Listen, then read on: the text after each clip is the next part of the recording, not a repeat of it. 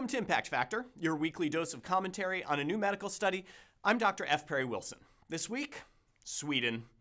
Sweden, birthplace of Bjorn Borg, harvesters of delicious gummy fish, inventors of the dowel, I assume. This Scandinavian paradise offers more than just meatballs. They have what may be the most comprehensive medical database of any country in the world.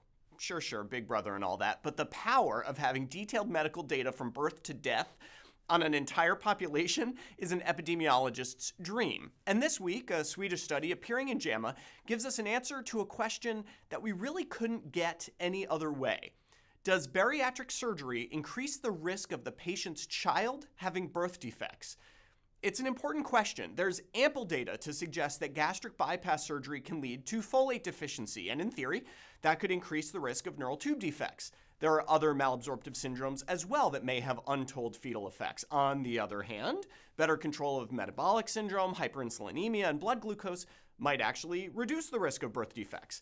And here's why you need Swedish data. Let's concede that no one is going to take obese pregnant women and randomize them to bariatric surgery or usual care while they are pregnant.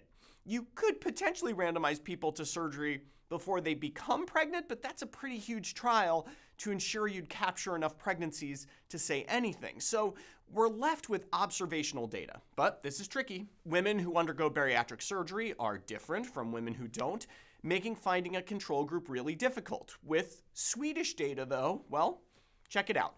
Researchers led by Dr. Martin Neovius identified all live births in Sweden from 2007 to 2014 and linked that to a registry of all women who had Roux-en-Y gastric bypass surgery in that time period, because they could.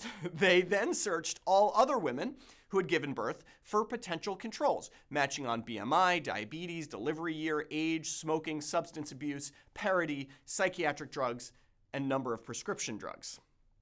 I'm so jealous. What they found was pretty clear. Women who underwent bariatric surgery prior to becoming pregnant had a lower risk of giving birth to a child with birth defects.